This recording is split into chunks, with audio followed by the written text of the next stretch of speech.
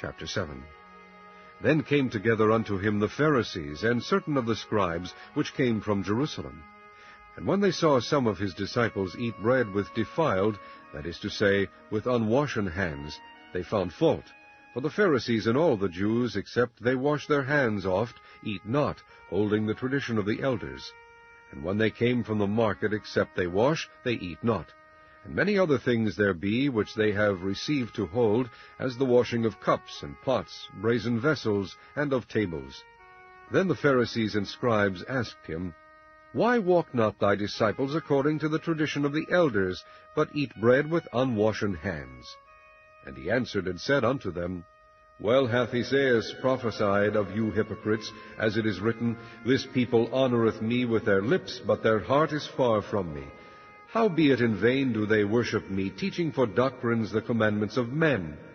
For laying aside the commandment of God, ye hold the tradition of men, as the washing of pots and cups, and many other such like things ye do. And he said unto them, Full well ye reject the commandment of God, that ye may keep your own tradition.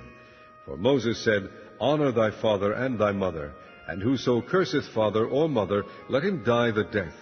But ye say, If a man shall say to his father or mother, It is Korban, that is to say, a gift, by whatsoever thou mightest be profited by me, he shall be free. And ye suffer him no more to do aught for his father or his mother, making the word of God of none effect through your tradition, which ye have delivered, and many such like things do ye. And when he had called all the people unto him, he said unto them, Hearken unto me every one of you, and understand.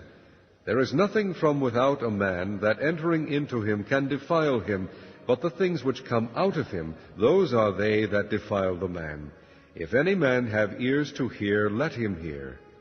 And when he was entered into the house from the people, his disciples asked him concerning the parable. And he said unto them, Are ye so without understanding also? Do ye not perceive that whatsoever thing from without entereth into the man, it cannot defile him, because it entereth not into his heart, but into the belly, and goeth out into the draught, purging all meats? And he said, That which cometh out of the man, that defileth the man.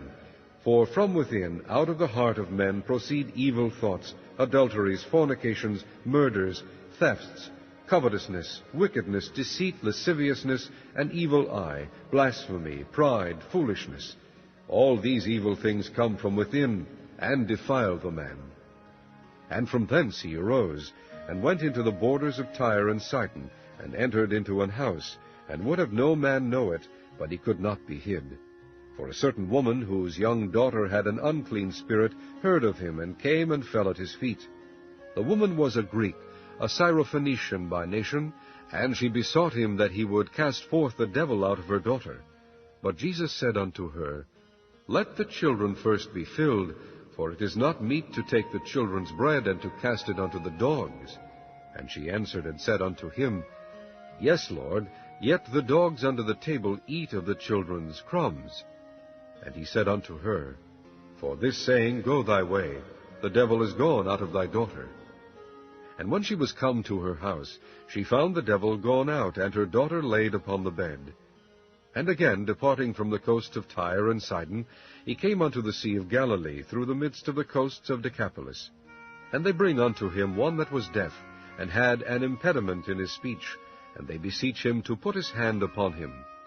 And he took him aside from the multitude, and put his fingers into his ears, and he spit and touched his tongue, and looked up to heaven. He sighed, and saith unto him, Ephphatha, that is, be opened.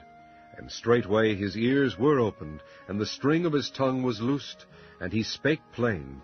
And he charged them that they should tell no man. But the more he charged them, so much the more a great deal they published it, and were beyond measure astonished, saying, He hath done all things well. He maketh both the deaf to hear, and the dumb to speak.